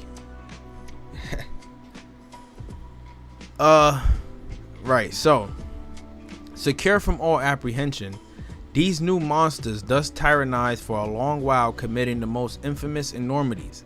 Divine justice sent fire from heaven with a great noise, and an angel armed with a flaming sword, by whom they were destroyed at one blow. To serve an eternal monument of the vengeance of God, their bones and skulls were not consumed by the fire, but are found at the very place of an enormous size. I have heard Spaniards say that they have seen bits of their teeth, by which they judged that a tooth weighed more than half a pound. As for the rest, it is not known from what place they came, nor by what route they arrived. I learned this year when I was at the Ville of de Rios, Lima, that during the viceroyalty of Don Anthony Mendoza in New Spain, bowls had been found there of a still greater size than the above mentioned. I have also heard that in the city of Mexico, some had been found in an old sculpture, and also in another place in the same kingdom. We may infer from this that these giants have existed, and that's what authors have written about them is not fabulous. Another wonderful thing is that at Cape St. Helens there are springs of liquid pitch, which is fit for the purpose of shipbuilding. Peru, like the rest of the New World, was originally possessed by small independent tribes, differing from each other in manners in their forms of rude policy. What did I tell y'all? Right, when we go and look at it, the facts, the Snapple facts, right, the Snapple facts, you got mad different peoples, different tribes. Yeah, they like that robbery. Nah, for real though. Bruce Lee, what up, my boy? Nah, for real though. They like that blubbery stuff. Pause. But see, look, different groups of peoples, right? Different groups of peoples. Sun worshippers, South America. Different groups of peoples. Right, like I'll bring it back to this one.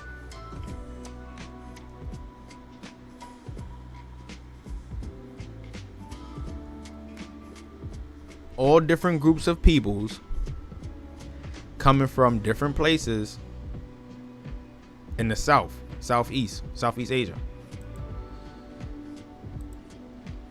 Peru, like the rest of the New World, was originally possessed by small independent tribes differing from each other's in manners and their forms of rude policy. All, however, are said to have been so little civilized that they must be classed among the most unimproved savages of America, roaming about naked in the forest. They were still in this state when we are told they appeared on the banks of Lake Titicaca, a man and a woman of majestic form, and clothed in decent garments. They were persons of excellent shape and beauty, and the dresses they wore were such as contained afterwards the usual habits of the Incas, by which title they described themselves. The names of these personages were Mongol, who afterwards received his subjects the title of Capac, which means sole emperor, splendid and rich virtue, in that his wife, who is said to have been his sister, his wife was his sister. And Mongol Capac claimed that they were the children of the sun and the moon. This is a lot similar to the Tammuz, right? The Tammuz Ishtar story. It's a lot similar. That's why I say you find traces of every religion here in America.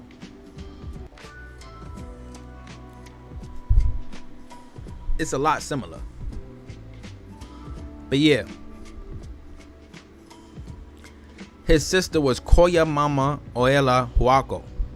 Mongol and Koya Mama told the first people who came about them that they were children of the sun and the moon, and that their father, taking pity of the miserable condition of mankind, right, not man, mankind, had sent them to reclaim them from their savage lives, to give them laws, teach them, and here we got the emperors, y'all. These same black folks, right, that's them. Got the emperors. To teach them morality and to worship the sun, who gave life to all creatures and makes the plants and herbs grow for the uses of mankind. And in fine, that they were expressly sent to rule them for their benefit and happiness with the same care and goodness with which their great father ruled the world. Right? They're calling the sun a person, basically. They're saying sun is the Most High. But the Most High is the creator of the sun. So this sun and moon worship stuff, this is why I say, like, back, Renzo, back, because you're losing me with this one. Because I love the sun, but I don't love that sun too much. Right? I love God and everything that comes with that. Right? Mango had in his hand a rod of gold, 2 fingers thick and half an ell in length. He said that his father, the sun, had given it to him and told him that when he traveled northward from the lake, whenever he rested, he was to strike the rod down into the ground, and where at the first stroke it should go down to the top, and on that spot he should build a temple to the sun and fix the seat of his government. This man is basically saying, they comparing this to the Moses and his staff, Moses and his staff.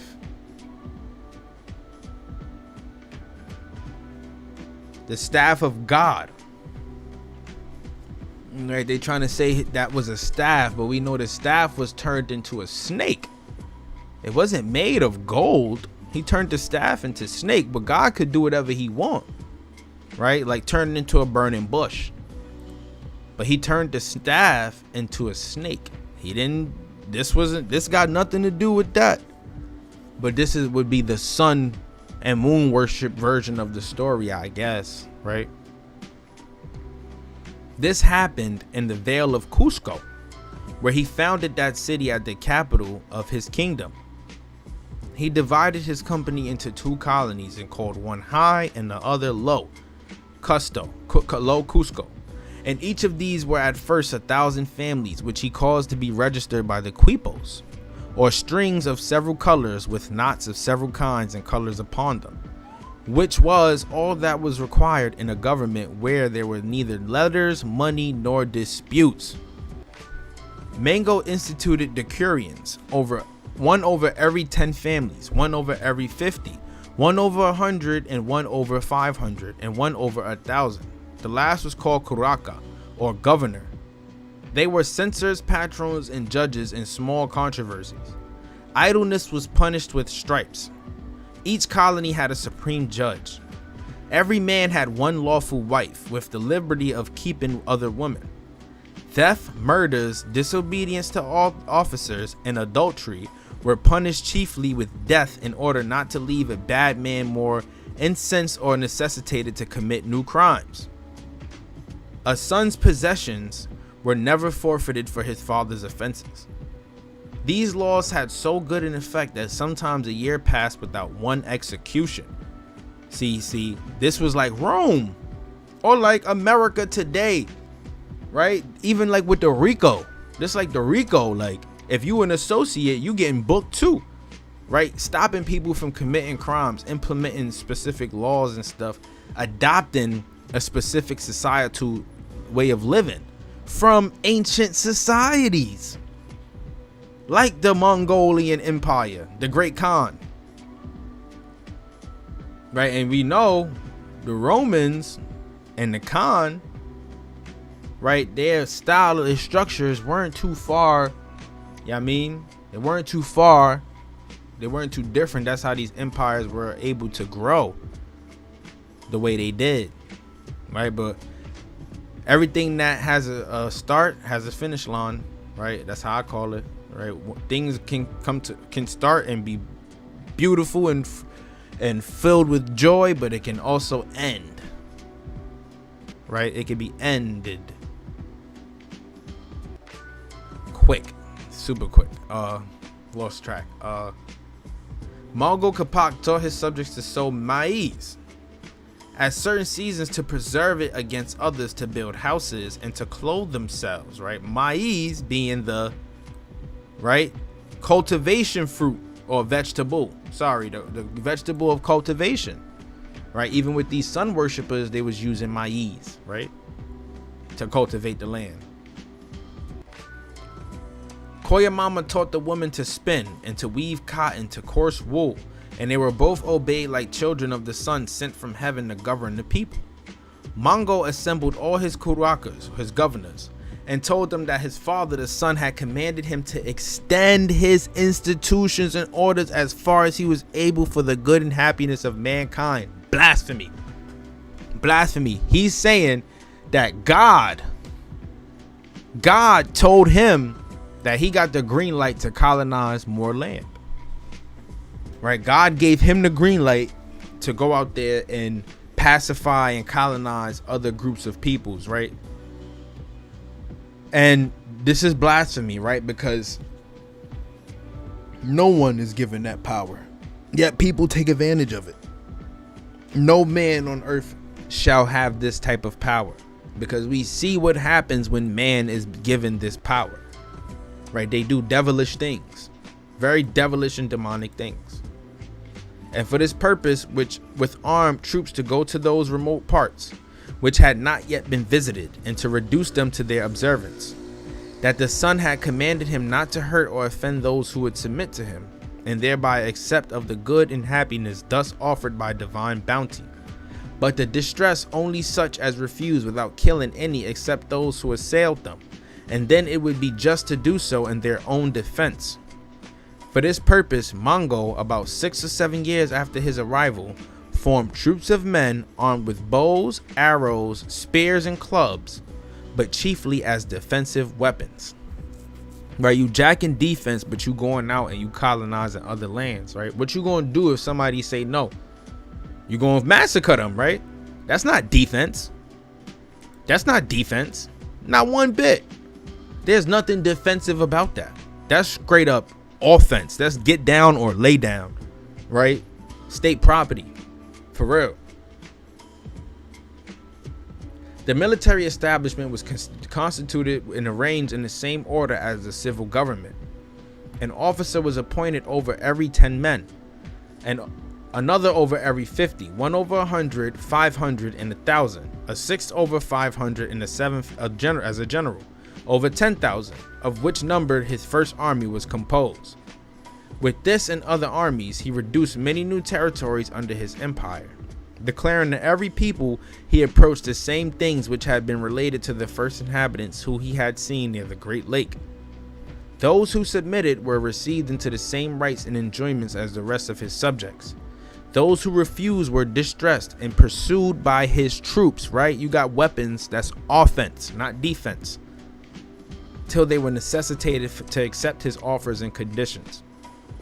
The forces of Mongol Capac never used offensive weapons.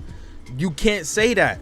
That's offense. That's like playing a basketball game and being on the away team, right? You go to another person's court.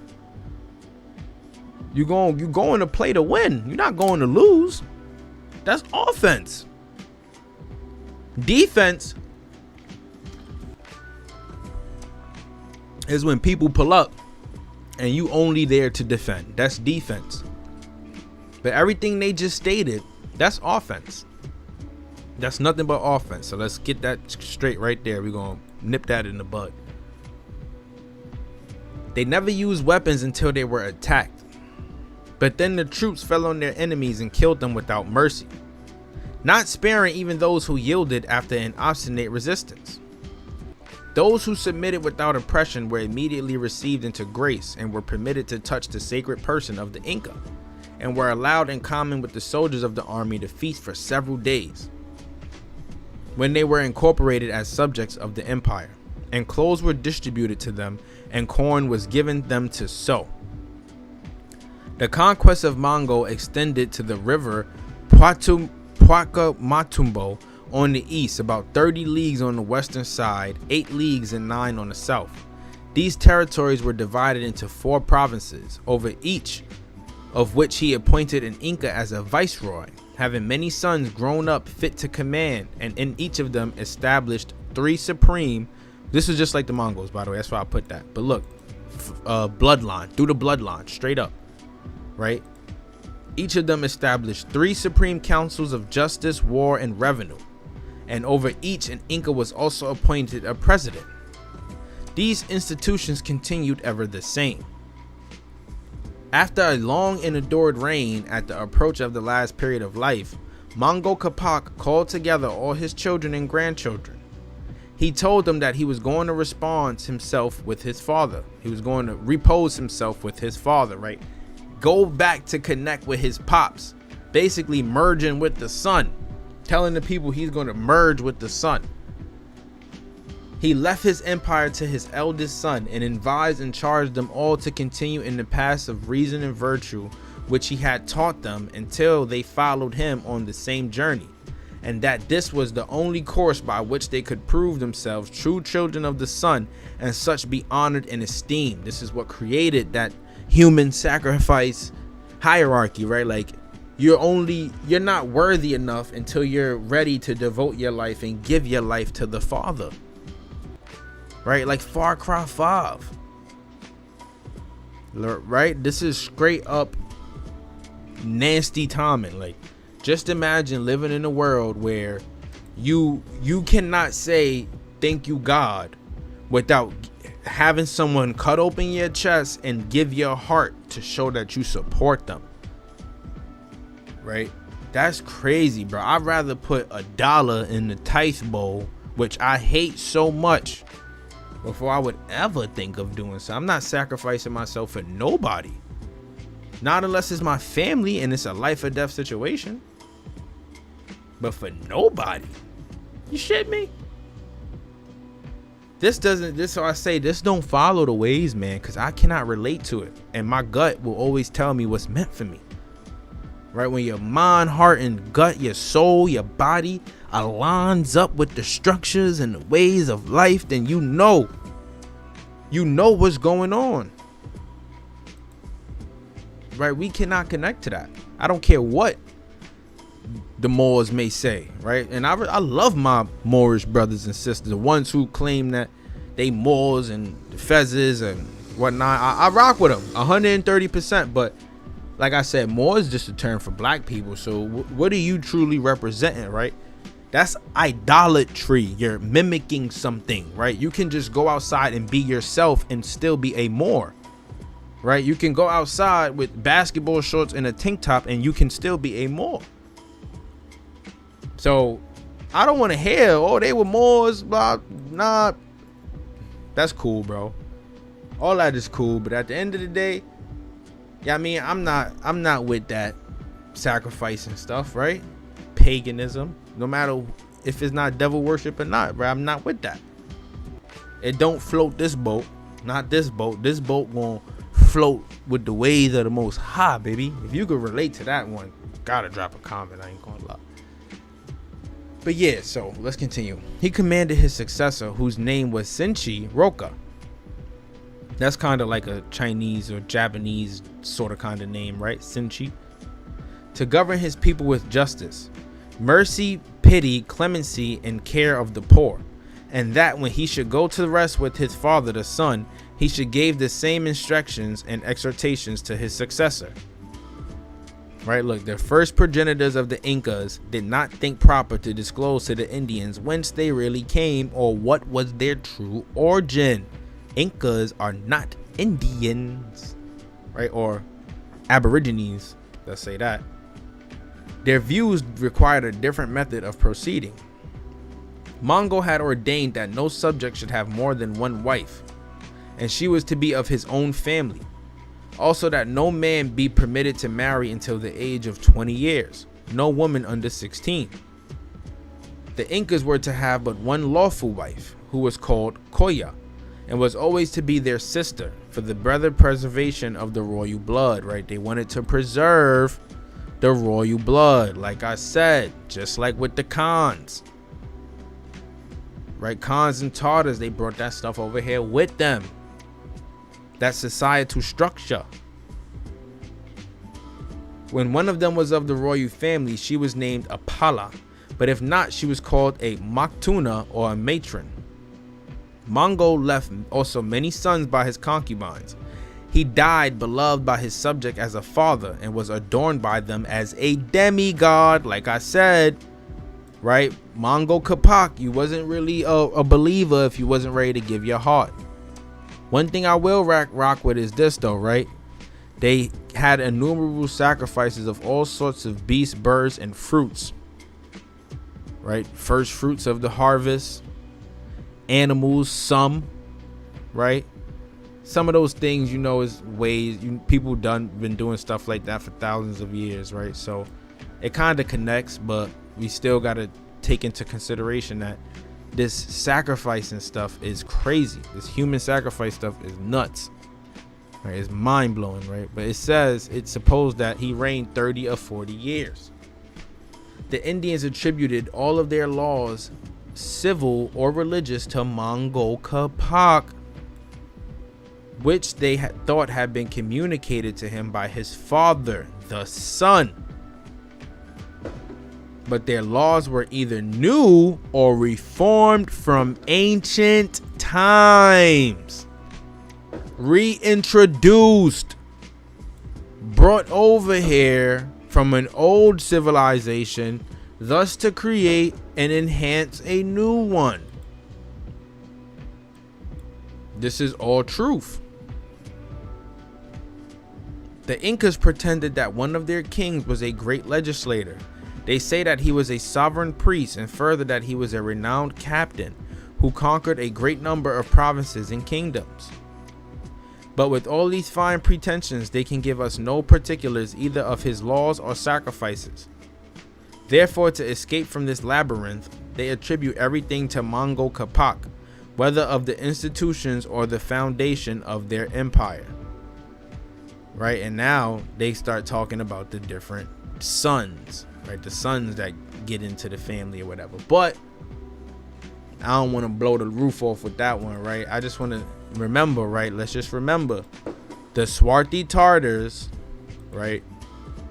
These people correspond closely to what we popularly regard as Mongolian. They are all dark or black haired with swarthy skins. They are peculiarly beardless, bullet heads, high cheekbones, squint eyes, lank hair, round faces. These Inca. Now, another thing that I just wanted to bring right before we conclude this whole situation, this whole live stream, right? I wanted to talk about the origins, right, of these religions.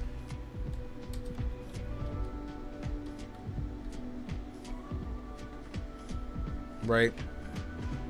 This is where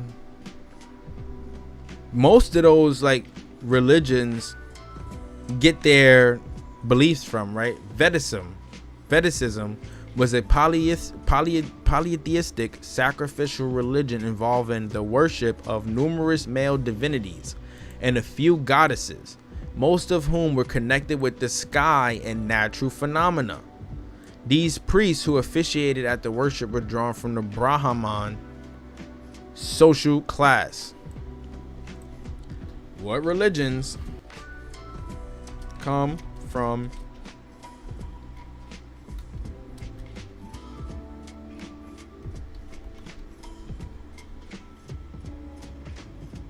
right, and hopefully we can pick up where these religions come from, right? The Vedas created Brahmanism, Dharma, which transpired into Buddhism, Hinduism, Islam, and Christianity.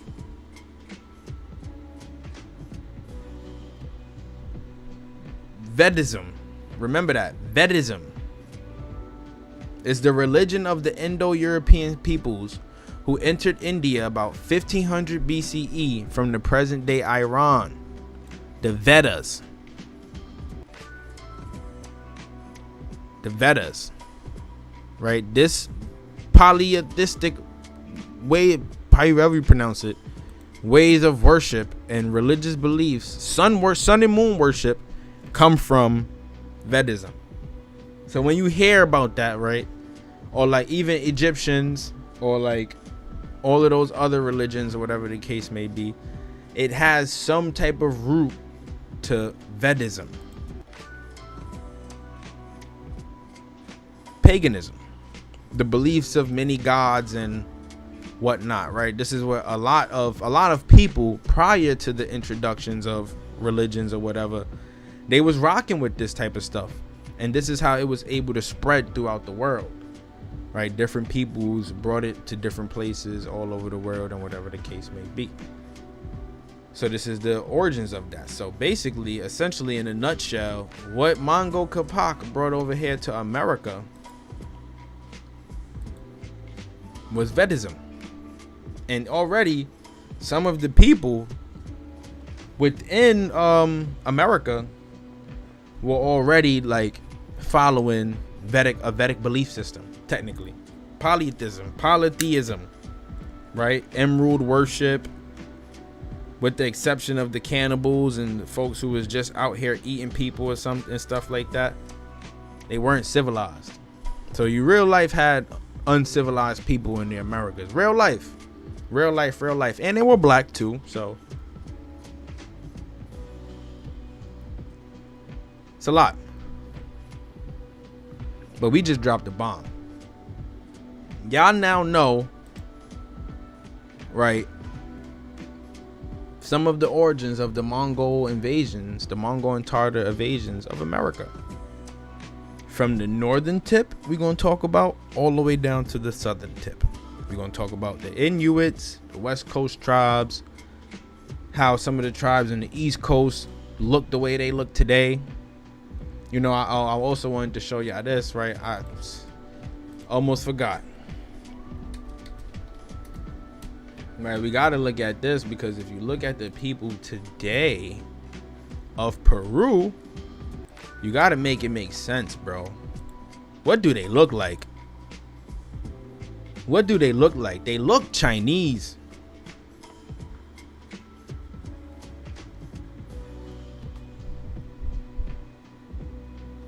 They look Chinese, but like I told y'all, like I showed y'all, right? A lot of their ancestry is Australian, Melanese, or Sub-Saharan. So these people of Peru, just look at them. They look like your modern Native Americans. Right now we know where that blood comes from.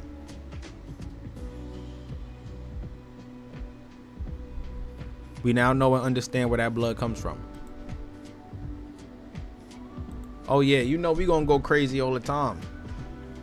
And I say that in the most humblest way.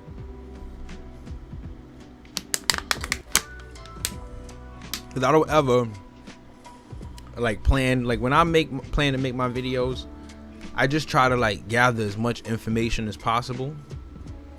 And I break it down. I pre-break this stuff down before I even bring it up here. Like I pre-break it down because it has to make sense. We gotta make it make sense. If it don't make dollars, it don't make sense.